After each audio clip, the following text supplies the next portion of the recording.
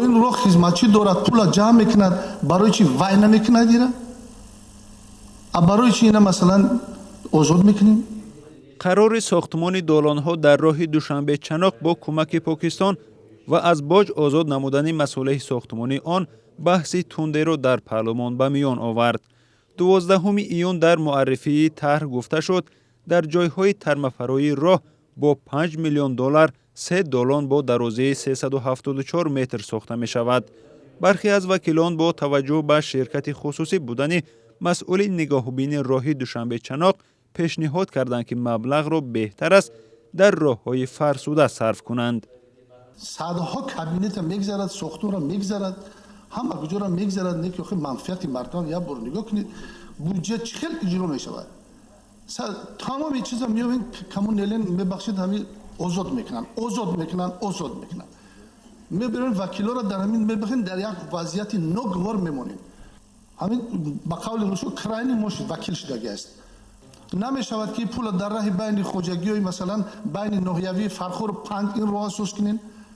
شکرجان ظهورو هم گفت واقعا شرکت ها را از باج و انداز زیاد آزاد میکنند ولی ساختمان این دالان ها را به مورد نامید.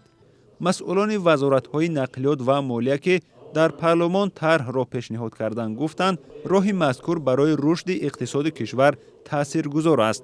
در راه دوشنبه چناق باز 55 نقطه خطرناک حساب شده است که مقامات برای ساختن دالان ها مبلغ میجویند.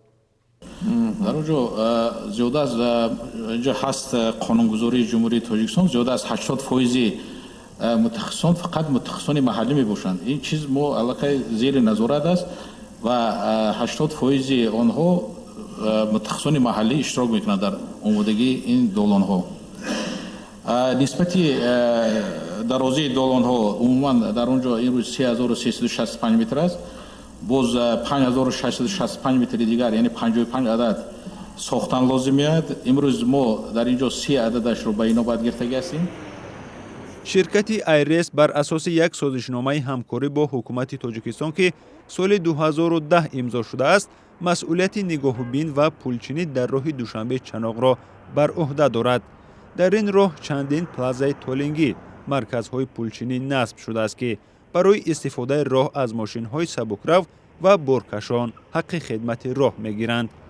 یک موضوع بحثی دیگری وکیلان هم از ماشین‌های گران وزن پول گرفتن و سبک نکردن بار بود. در ترازو جای‌ها اگر بار وزنی باشد مبلغ علاوه‌ای می‌سپارند. لیکن در تجربه مملکت‌های جهان بارهای زیاد در همه جا فراورده مانده بعد می‌گذرانند. اون مبلغی که برای بارهای زیادی همین افت-ماشین ها سپرده می شود برای برقرار کردن راه به فکرم نمی رسد. با کی می سپرند؟ همون ترازوها از کی هستند؟ ترازو این همین شهرها از آن شرکت است. از شرکت از شما هستند ترازوها؟ اگر دی برای چی لازم باید ترازو اگر در آنجا یگان سکلات نباشد؟ هنوز از اول سال گذشته رئیس جمهوری تاجیکستان به مقامات کشور دستور داده بود که برای ساختمان دالان‌های ضد ترموی در جاده دوشنبه خوجند اقدام‌هایی را روی دست بگیرند. چنین تصمیم بعد از زمستان سال 2017 زمان صورت گرفت که حدود 20 ساکن کشور در این راه زیر ترم جان باخته بودند.